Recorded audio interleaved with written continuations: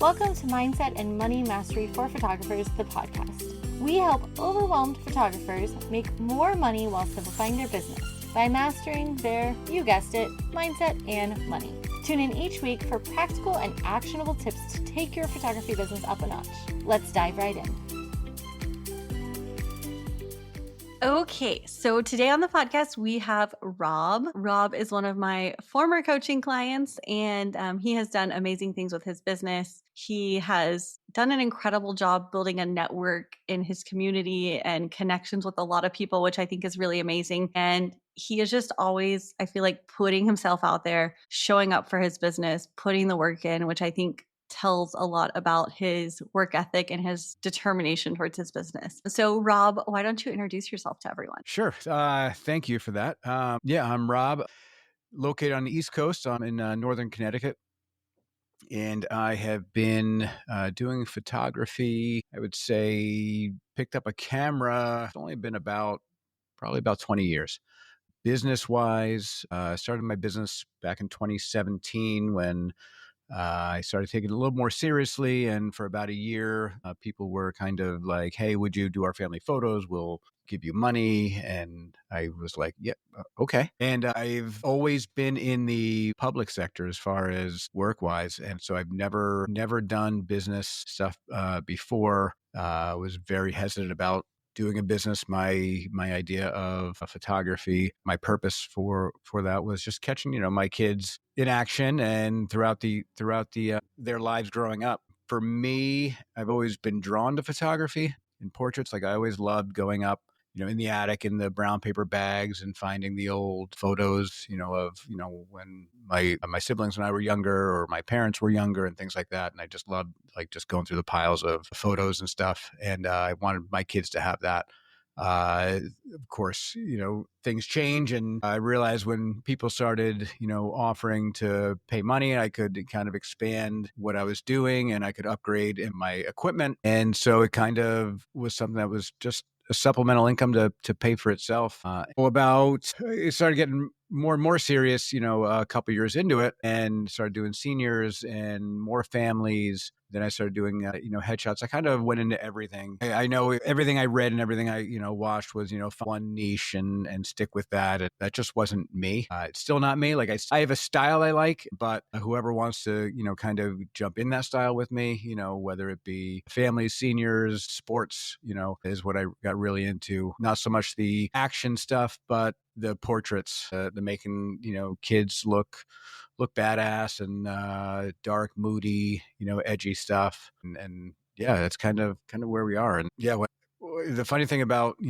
when I found you, it wasn't that I was looking for a business coach. I wasn't thinking I knew I wasn't doing everything right, but I didn't think I was doing really anything wrong. And then I started listening to your podcast and I was like, holy crap, I could be making a lot more money. Like there's a lot more opportunity out here.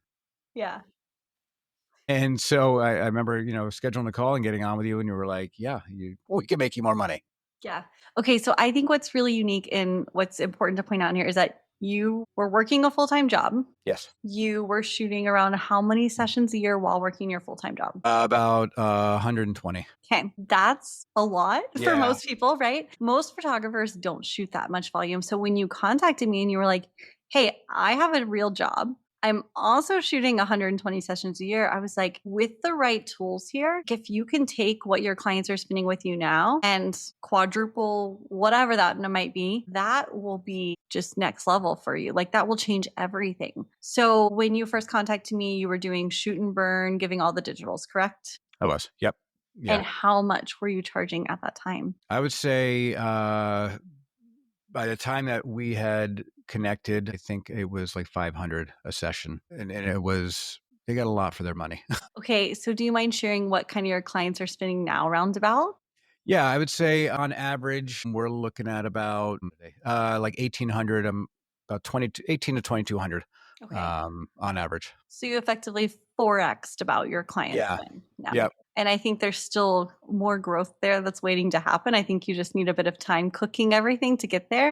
Absolutely. Which is really cool to think about. It's like, a year from now, you could be doubling that again. So I really love that. What was that transition like going from giving all the digitals to all of a sudden having to say to your clients, you're not getting all the digitals anymore. You have to buy your portraits. What was Yeah, that like? it was a tough transition because, with those, let's say 100 sessions, it was I would say 80 of those, 80% of those were repeat clients, that I'd worked with, at least for 2, 3 years. And so some of them we transitioned, where I especially when I first started, I was like, "Hey, can you go through this with me? I'm working on a new style. I'm working on, a new structure, something that'll benefit everybody. Can you just kind of go through, a couple of this IPS, with me?" And they were great about it. And whether they bought because they were just helping me out or whether they Yeah. liked the product, but once they got like the prints and the products and stuff,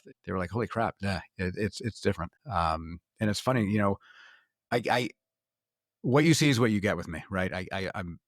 I can BS all about anything, and I can talk and I can make small talk, but when I'm selling something or when I'm providing something, like it has to be real. And so, you know, the big thing was I remember, going through your courses and the 5 steps to wall art and the different vendors. And I remember like, 4 or 5 different, vendors that I would order just some samples from. And, samples for me are just things I can put on my wall. And then once I like narrowed down where I wanted and I printed one of my first, big metal print, which was like a 30 by 40 for a client, and it showed up. And of course I still have everything sent to me because I have a tendency to sometimes put an order in wrong or and so I like to double check still. But with this vendor, it had to come to me anyway. There was no drop shipping.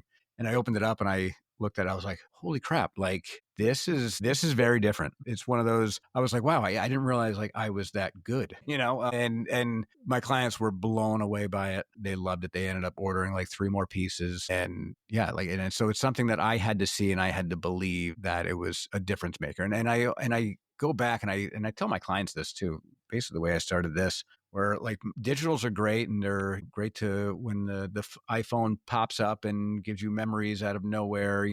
I love that, but there's nothing like opening that bag or looking on the wall and seeing those photos from years ago and being able to touch it and being able to pass it on and things like that. And so I really where I from before my shoot and burn was not necessarily because, I thought digitals were better. It's just because I didn't wanna you know, deal with clients and ordering prints and, the, marking up and things like that, and I just wanted to avoid that. Yeah. And the time it takes, and it is time, so, when you would when you say, we go through that process of how do you price, your products, things like that. Time is a big factor in that, Yeah. it's not just, take your number and times it by 2 or times it by 3 or whatever. It's, well, no, like how much FaceTime do I have, where, we're doing the reveals or, we're doing a follow-up reveal or something like that. All that plays a part. Yeah. So I think that's a big hesitation for a lot of people. They're like, I am happy making my 500 bucks, giving them their digitals and being done with my clients. I don't have the time to do image reveals. I don't have the time to deal with wall art. What would you say to them in response to that? Like, is that worth it? And really, like, with how much more time versus how much more money you're making, like, how does that all play out now in your life and in your business? Yeah, no, absolutely. The time factor is huge, but you have to find the value in the time. I love doing the reveals because I it ends up being a game for me. Once we go through a bunch of images, I can already predict whether they're going to like the next image or not, or they completely go opposite of what they've already been doing. And it's just fun. Like, some clients like look away shots, where they're not looking at the camera, they're looking off, or they're more in between pose shots. Those are the ones I absolutely love. And some clients don't love them at all. So, the reveals are important because it's, I don't know, I don't want to deliver, you know, a bunch of photos and half of them you're not going to like anyway. I'm not going to take my time to edit and you talk about time, right? Like, all the time that we take to get their favorites and stuff, or our favorites, which aren't going to be theirs. But knowing that what I create gets put on a wall or in an album and it's going to be there on their wall a long time, like that's worth it's worth it. It's Yeah. worth the time, and it's worth the money. And it doesn't always work out that way either. Like, you go through a reveal, and I've walked away with people, just doing the minimum, whatever their studio credit was, which I'm like, that's okay, Right. because every reveal, like, I learned something about myself, and I learned some way to do it better, Yeah. regardless of how many I've done, so far. Yeah.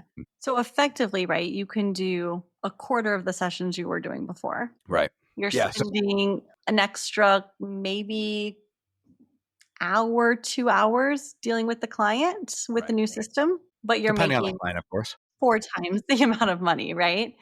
So it's Right. like, yes, there is more time Yeah. spent, but there's a happier client, there's a better experience, and there's more money in your pocket for that more time. Absolutely. Absolutely. Yeah. If you want to look at flat out time, absolutely.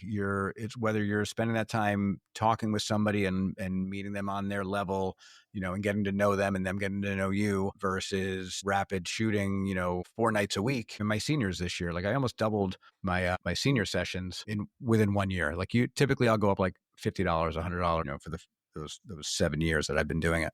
And then this year I almost doubled. I went up by, probably about 80%. And I had about, I lost about a third of my total number, right? Usually I'm around 45, 50. This year, I think I was at like 35, which it's not a huge drop off by any means, but there was way more money there, and I had more time, more nights to myself. Yeah. Because I like most of us, like, I'll shoot just one session, a day, because I want that golden hour, portrait lighting. And yeah, I mean, I'm not doing 4 sessions, a day, and given, the first couple ones crappy lights, and shooting until, there is no light. Right. So yeah, it's time, Yeah. and it's time, and it's valuable time, because those 35 clients I worked with are no doubt going to be either referrals or repeat clients, you know? Yeah. Um, How has your relationship with your clients changed from shoot and burn? You said like it was like quick, rapid, 4 sessions a week type thing versus now where you have more time to focus on those clients. Have you noticed a difference in the relationships with them? I have, and I always feel like I had a good relationship with clients, even up to the delivery. You see this all the time, right? Photographers get annoyed when they deliver their digital gallery and they don't get a response. They don't even get like, "Oh, this is amazing." They just get nothing. And a lot of times, like, that was the end of my Yeah. relationship with them. So to be able to continue the experience after the session and know that you're not just there to shoot their portraits, but to help them design and help them, let them pull back the curtain a little bit and let them see, the wizard, as far as, hey, this is what I'm looking for. And you narrowed down to these 2 or these 3 photos. Let me give you my opinion, Yeah. or they'll be like, hey, what's your opinion? What do you think about this one? And so it's just a better experience for them. I'm more involved. They're more involved. And they feel more comfortable with their selections, because I got to tell you, at least 75% of my shoot and burn clients never even downloaded their photos, let alone printed their photos. That's a very valuable point. And I see that because I give my clients digital files for social media. I agree. If I go look through my galleries, how many people actually download the digital files that they Yeah. get with their prints? Half the people don't download them. No. Then that just shows you, like, for me, it was like, yeah, I was giving too much. You mentioned this yesterday in your training, but I always go back to that free sushi, right? There's so much there, or they feel like they've got so much for a little bit of money that it's not valuable to them. It's not as appealing. Yeah. I have a Yeah, fun question. yeah, As going through the image reel process and sitting down and helping your clients pick their favorite images changed the way you shoot your sessions? 100%.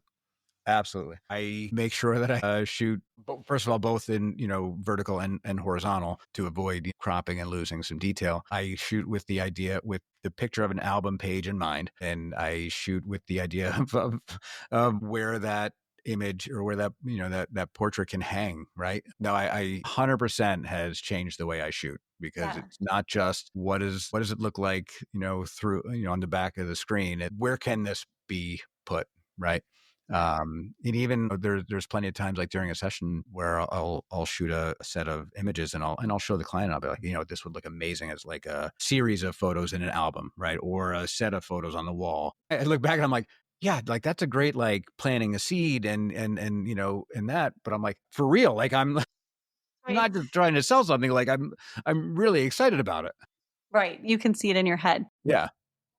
Okay, so on that note then, has the sales process surprised you as you went through and learned the sales process and started to implement it? Is it what you thought it was gonna be, or is it different than you expected? This, as far as you mean, like the selling to the client. Like, taking your client from the first point of contact all the way to the end, did it happen the way you thought it would? Or once you got in the program and started learning the whole process of how we get clients to buy, did anything surprise you there? No, yes, a lot of it surprised me, because I am your typical consumer, right? And show me something, give me ads that pop up all the time, and eventually they're gonna get me, right? And so, like, a lot of the things I look at for my clients is, how would I react to this, and what would I say, And so I'm very critical as far as like how I approach and how I, plant those seeds. And I don't want to seem fake, and I want to be genuine. And so learning that whole process was mind blowing to me, because like every episode, or every piece I was watching from your thing, I was like, oh my God, that's me. That's how they got me. That's why I bought this. That's why I bought that, I came from imaging, and I, purchased something, and I'm like, God damn. It was that sales tactic that got me. Yeah, but it was, seeing it in action, and seeing, the behind the scene, because, that's how a lot of my photography um, skills work. Like, I didn't do a whole lot of classes, and I did some of the creative live stuff, but mostly it was, I loved when photographers would post like behind the scenes stuff, because before the behind the scenes stuff, I'm always sitting, I'm like, all right, where'd they put the light for that?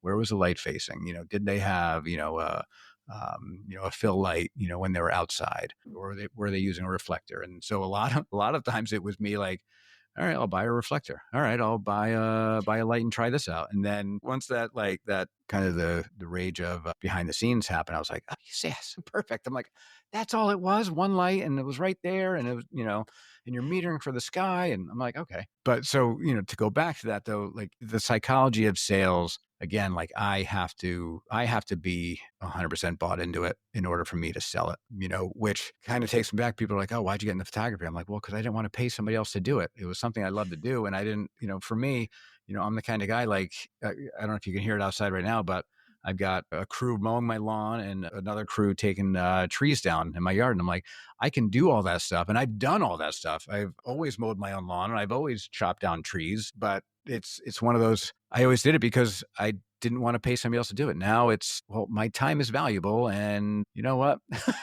I, Yeah. it's actually cheaper for me to pay somebody versus the time it takes for me to do it, or to, find my kids after they, run off, and have them help me and stuff. And so it's just a lot less of a headache. And so I want to provide a service that's convenient for people. Yes, it's going to be expensive, but you know what? It's going to be expensive if you try to create these on your own. You're going to have to take time and learn, and take time and purchase, equipment, stuff like that. Yeah.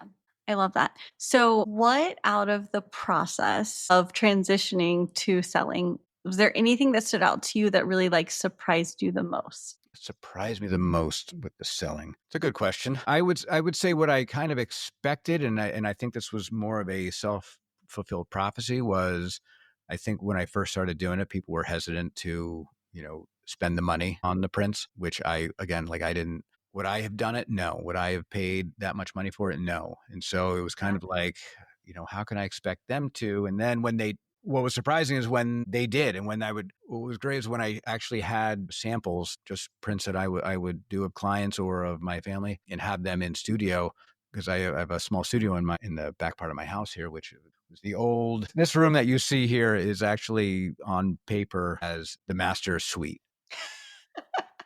Your business took over your master suite, Well, Rob? it was never the master suite. So when we moved in, full disclosure, I didn't kick my wife out of the room and moved all the stuff out. No, it's like a big part of the house that's like 2 rooms, and we used it as the kids' playroom when we moved in here. Our kids Uh-huh. were younger. My wife wanted all the bedrooms on the second floor, so there was 3 bedrooms upstairs, so everybody's upstairs. And so once I kind of changed this all up and everything, I was, I'm like, this is cool. Like I can actually shoot some stuff in here. I can do my portrait stuff that I love, all my artificial light. Plus, I can bring clients in now. And I think that was I think the aha moment for me was when I could actually have them here, as I'm taking pictures of their kid, they're looking around at the photos on the wall, the different, stuff I have, deliberately laid out, so Yeah. they can see what a fine art matte, finish mounted looks like and feels like versus me just telling them this is what I do. Yeah. When you have the floppy, glossy paper sitting there versus this beautiful fine art matte paper, it's different. It hits different. And that's what kind of, I think that's the biggest thing that surprised me was the ability for them to see it, Mhm. to then buy into it more, which again, go back to me and like, that's 100% what I would do. Like Yeah. I need to see stuff. For me to purchase something, it's typically I've researched it a lot and looked at the competitors and seen. Like, I'm not one to rent and then buy. Yeah. I like to use the whole free returns after within 30 days. But no, I like to have it and play with it and then decide. Yeah.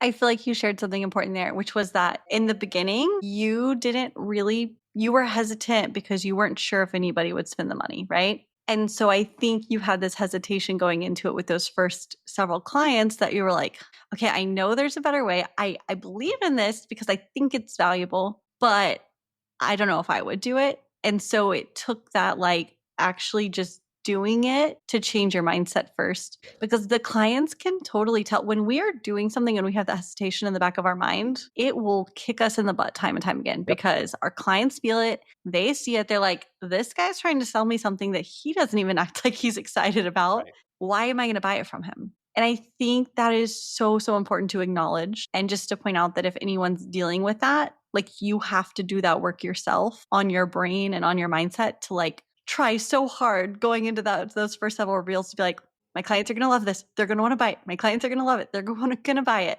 over and over and over again in your head and psych yourself out of that weird, funky mentality because it is the easiest way to sabotage yourself going into this. Well, and that's, so don't sell something that, you wouldn't want and, Yeah. that you wouldn't want to hang in your house or have on display or something like that. I'm only selling products that that I would put in my home, Yeah. which I know that's definitely narrows it down, but it makes it a lot easier to sell and it makes it more genuine, Yeah. which people want to buy from people, they want to buy because they know that you're using what's hanging up in their house is going to be what's hanging up in your house, right? You go to your mechanic, like, well, what kind of car do you drive? That kind of thing. Yeah, I love that. Okay, so tell me this. What is your favorite thing to personally sell? Like, what is your favorite thing that when a client buys it, you're like, yes. I would say an album. And it's funny because it's the last album I sold. I designed the whole thing and then the client wanted to go through it with me and like redesign it. And we did our reveal and this was somebody who was an overlover and had way too many images. And so I legit like just built the album with 100 images in it, and I told her, I go, listen, it's too big. I go, but I want you to see what it looks like, because they could get the proof on online, and I'm like, I just want you to go through and I want you to eliminate, right? There's going to be a couple pictures that look the same, that are I don't you couldn't narrow it down, but maybe if you have them on an album you can see what they look like. And so when we met again, she really wanted to go through and design together. And it was like another like 2 hours together, which again, like I didn't have a problem with because I knew whatever she was going to get, it was what she and I built together. It wasn't going to be yeah, I don't know why you chose this picture. I don't know why, this one really didn't work here. And, well, when it comes to the albums, they're getting a whole lot of 8x10s, 5x7s, in one place in a beautiful, compact, big album. And so the price point's high, but the value is higher. Right. And then the time that goes into it. is super, super valuable. And again, it's another opportunity to just keep building connections. This person's already referred me to 3 other clients, Yeah. so it pays dividends, Yeah. and not for the purpose of getting those, dividends. But if you go into it looking at like, oh, well, if I'm really nice to her, maybe I'll get more. No, it's gotta be what you like to do. If you're not a people person, then, if you're the introvert behind the camera that doesn't like to deal with clients, then good luck. Yeah, it's funny. We had this conversation when I was doing Bethany's podcast interview. We talked a little bit about that introvert thing. Like, I actually consider myself an introvert. Bethany was sharing that she considers herself an introvert. So if I walk into a big room full of people, I kind of like freak out and I'm like, I don't know what to do. I don't know who to talk to. But one on one, I'm good. So I would say, like, don't use your introvertedness as an excuse not to go talk to people because even introverts are normally okay one on one, right? It's the big group crowd situations that freak introverts out. And I think the other thing is that sometimes you have to learn tools to talk to people and to deal with people. And that's something like even inside the coaching program, like I'm always sharing like here's this way that you can say something to somebody that's going to get them to open up. Or here's this method you can use to ask that question that's going to make it sound easy. Here's Yes. this method to connect with a stranger in public, right? And taking those tools and that knowledge on how to communicate and how to talk to people, and then also making it your own. Because if I teach Rob some way to ask a question, Rob's going to ask the question differently than I am, and differently than Corey or Austin or someone else. And so understanding, I think, the reason and the logic behind the things we do in our business is so valuable. And then taking those things and making them your own. Because Rob and I speak very differently, but Rob and I now use the same kind of framework to have conversations, but the conversations flow slightly differently. But the logic and the reason behind those conversations we have all point to the end result. So I think that's really, really important to remember. What would you say, Rob, the journey of like going through and figuring out how to like figure out those scripts of what to say and when to say them to clients, or figuring out how to navigate that all of the steps along the way, and me saying like here's the purpose of it, now you have to figure out how to make it work for you? What was that like for you? It was tough because initially it was I felt like I was, even, as well as I knew it, I was still scripted. And Yeah. for me, I am the most unscripted person you'll ever meet. I'm a teacher as well. That's my full time career, and even that, like my lessons, I know the objective of what I want to get across. How it's going to be delivered, I don't know until I get feedback from the students. Yeah. Right. And it's a similar thing with clients. I'm not going to sit here, and if I realize that out of body experience, and I sit and look at myself, I'm like, dude, you're talking too much. Like I have to stop and ask a question. Like I can't stand hearing myself talk for an extended period of time, and because again, when somebody does that to me and I'm just like sitting there, I don't hear anything. If I'm not engaged in it, if I'm not contributing, like I'm not listening. Yeah. And so I think the big thing about having a script, and I use that term lightly, is you can't disregard your own personality, Yeah. and your ability to talk to people. You have to not only give information, but you have to get information. You have to, as I said, you have to interview them. You have Yeah. to ask them questions, what they want, let them start talking, Yeah. let them kind of tell you. And then depending on what they say is when you guide that conversation. It's not easy. And when I started doing it, where it was more like a script and I wanted to get through it, I struggled and I abandoned it very quickly because Yeah. I'm one of those, like, I'm not going to stick with something that I feel is not working. Like I Yeah. don't want to do that.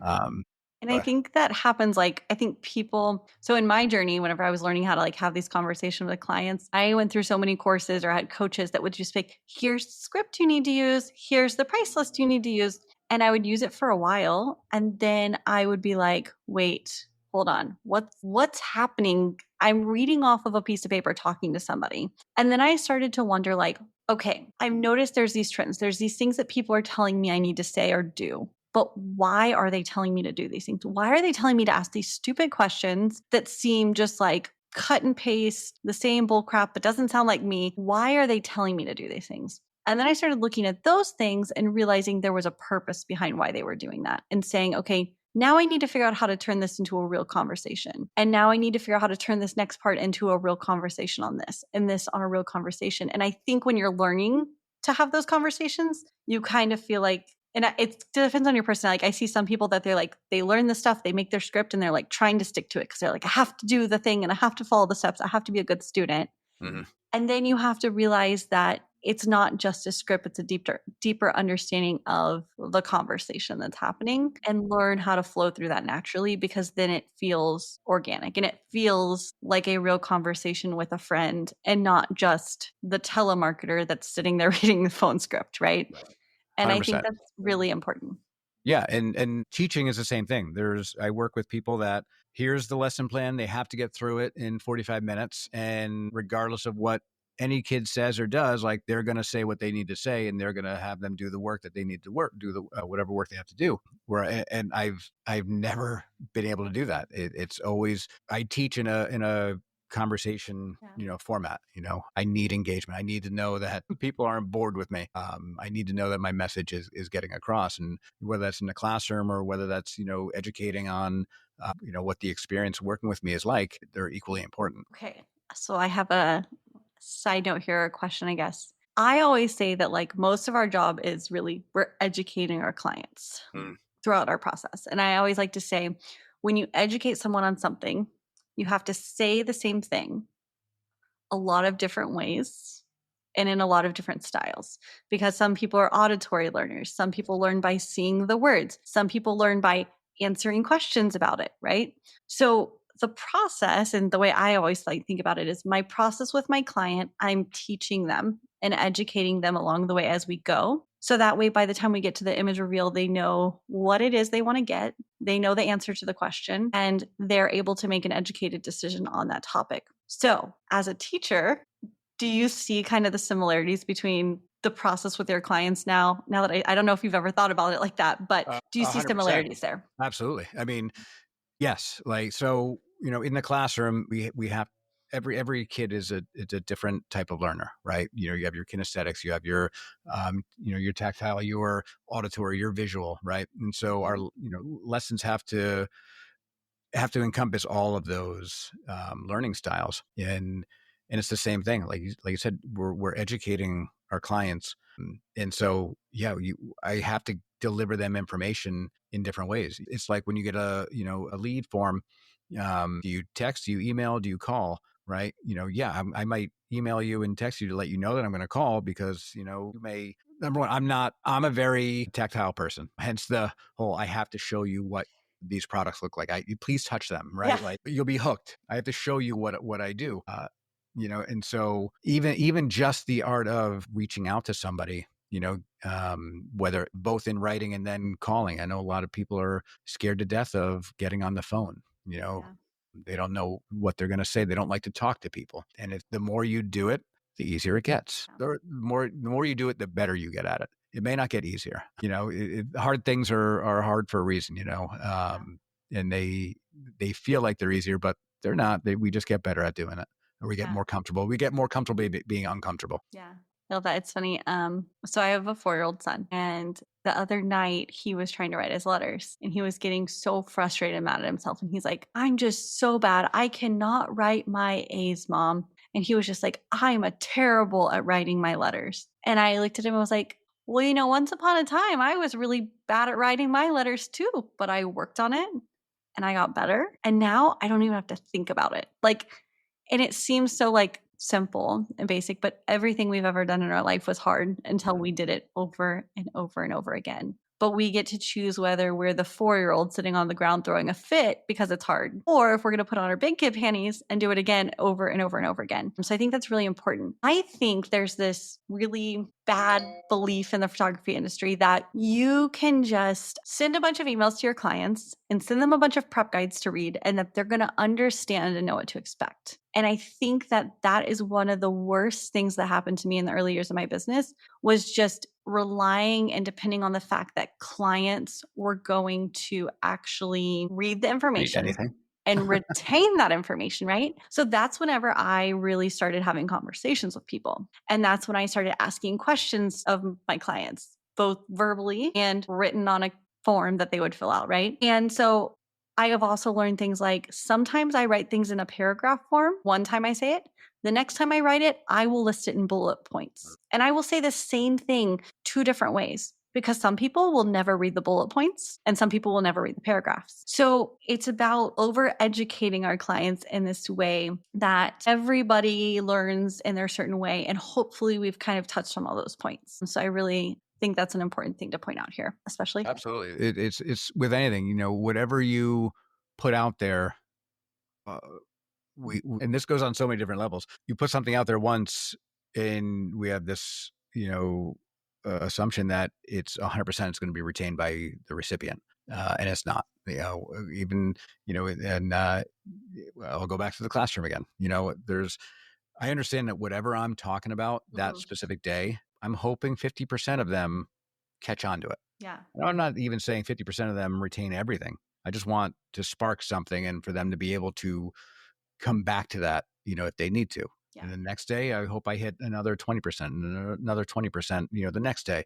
The worst thing we can do is assume that everybody is going to get our message in the exact same way, because it's just not going to happen. That idea that we put something on social media, we do a post and we think that great, everybody saw that, all you know 3,000, 5,000, 10,000 followers saw that one, so I shouldn't post that again, or I shouldn't reference that again. No, like, you have to do it in a different way, whether you do it in a reel or whether you do it in a carousel or something else. It's got to be repetitive, but in different formats. I think that's a big downfall of a lot of people, is they think, well, I emailed, I'm like, yeah, man, like, I get a lot of emails. Shoot me a text, call me, send me a message like, give me a lot of different ways that Right. I can't avoid you. Okay, so I have a question. In the classroom teaching, is there like a magic number that y'all say, like, this is how many times the average student has to like hear something or interact with a specific thing to actually learn it? Like, is there a magic number there that they use? The magic number, not so much, but they have like different levels of, depending on the curriculum or depending on the program, Mhm. sometimes it's hey, this is just an introductory thing. Then you're going to see it again in this unit, and then they're going to expect them to know it by this unit. Unfortunately, in our education system, they assume two or three times and they Yeah. should have it. That's not how it works. Yeah, and so, like, I Yeah. say and from the marketing world, they say, "In order to buy something, you have to be see it 8 times." So, I think, like, that means awareness takes at least 8 times of hearing Right. something or seeing something, and because we're so constantly bombarded, I think the number is really a lot higher now, so I I say, agree. like, 15 times. If we talk about it or share about it 15 times, then we should be guaranteed that our clients know what to expect. If we only do it 8 times, we're probably gonna end up with a client here and there that's like, "What? What's happening? I didn't read any of that stuff. I didn't pay any attention to that. I just put a random letter in that form," you know? So I think you have to kind of over educate sometimes and feel like you're overdoing it with your clients a lot of times. Well, right, and I think too, it's the style guides and the other thing you're talking about before, they're not bad things. I don't think we abandon those. It's just know that that's just one touch point, right? Yeah. That's just one thing, and go back and reference it, in another thing, so they can try to connect and say, oh wait, I did get that email. Let me look back on that. I've done that plenty of times with your stuff. Like, just looking for the Zoom links. I'll do that. I'm like, I know she sent something out like 3 times, and Yeah, I mean, that's the truth of the life we live in and the world we yeah. live in. Okay, so tell everyone kind of what it was like as you were going through our program, like Master Your Mind and Money. So you walk through courses, you have group calls, you have one-on-one support. What was that journey like for you going through the process? And how would you explain it to somebody who's like, what is it even like to be in Corinda's circle and to work with Corinda? It's a lot, number 1. Like, it's a lot. Like, there's a lot of material out there, and it's easy to get overwhelmed. I would say, you organized it very well, and you were very specific as to, like, don't jump around, start here, and I would say the group calls, and especially the one-on-ones, like, that was, from a teacher-student perspective, like, I wanted to make sure I was prepared, right? I wanted to make sure I was, not so much of, like, getting a bad grade, but man, I just spent some money. Like, I want to make sure I'm getting what I paid for. Like, I want to make sure I'm using it. Which, how many times have we subscribed to something, and it's just a website of videos and stuff like that, and you look at it once or twice, and then you don't go back to it. I think you have a good accountability system, that in place, and it really helps you going forward. And coming to those one-on-ones or those group meetings, with questions ahead of time, even if you were, were to ask them in the Facebook group or something else, just seeing somebody else's response from there, triggers something. It's not about getting all the answers, it's about kind of just lighting that fire in a sometimes the same direction, sometimes a different direction to get your mind thinking differently. And the big thing that you did, I mean, and I've completely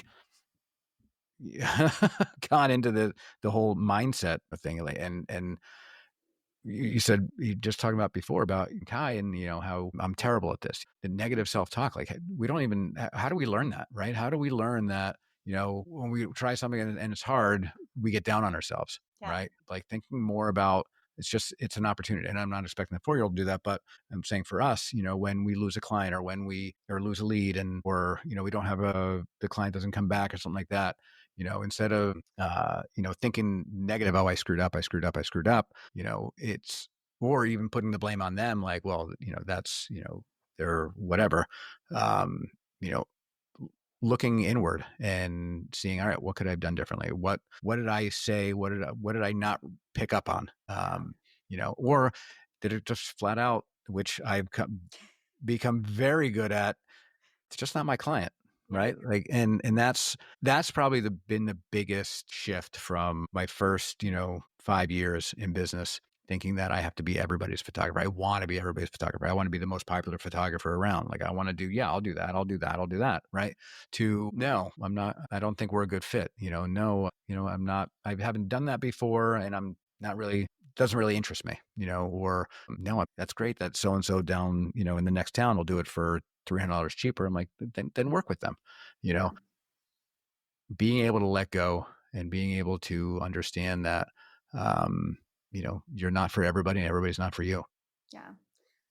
That, that was a huge, huge takeaway from the work we did together. It's amazing. It's so interesting to hear when I ask people this question to hear how different everyone's perspectives on this are, like what their big thing that they really say, like, this is the one thing that I grasp onto that helped change the way I looked at my business. Okay, so I have a question. I love asking this. Sure. How much of the course videos did you actually watch? Did you watch most of them or did you skip around a lot? Did you do the thing I told you not to do and you did actually skip around No, or how much did you get so I through? stayed on track, right?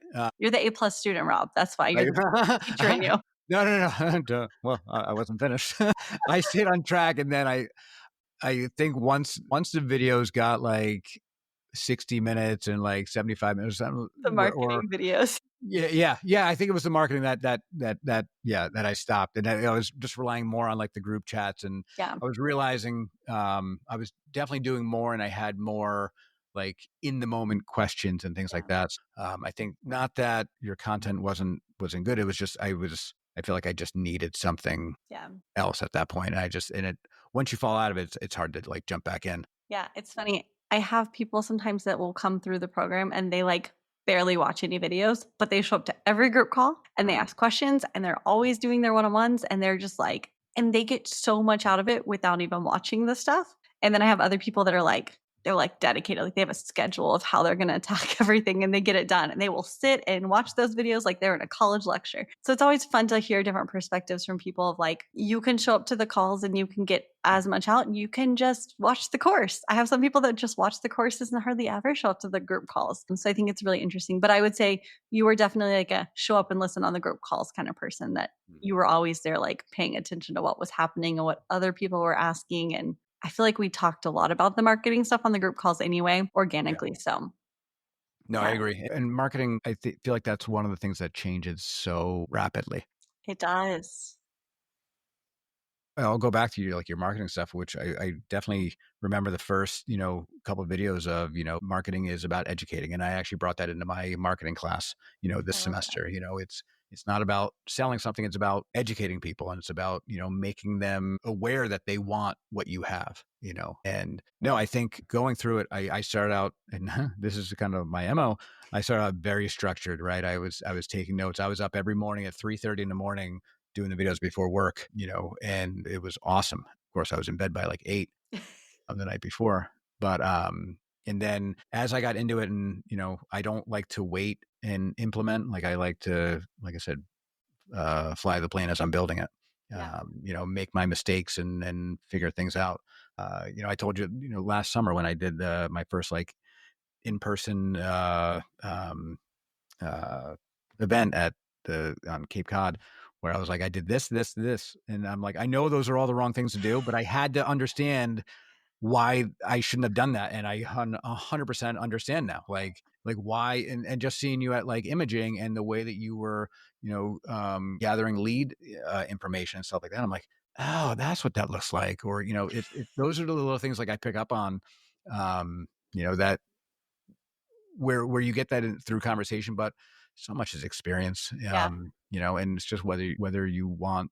For me, like I'm one of those, like great, it didn't work out this time, and I don't have another opportunity for another month. I'm like, all right, I've got other stuff I'm doing, and I don't need to get it right the first time.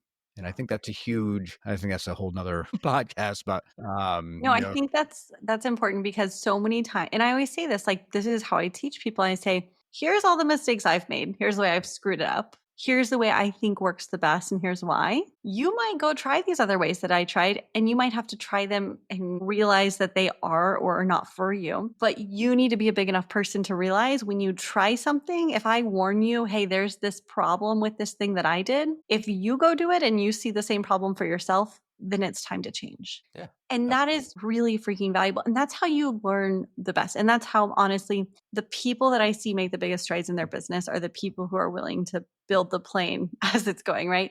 They're willing to try it, be like, oh, well, crap, that didn't work. I'm going to adjust that and try it a different way. Ooh, that worked a little bit better, but can I make it even better?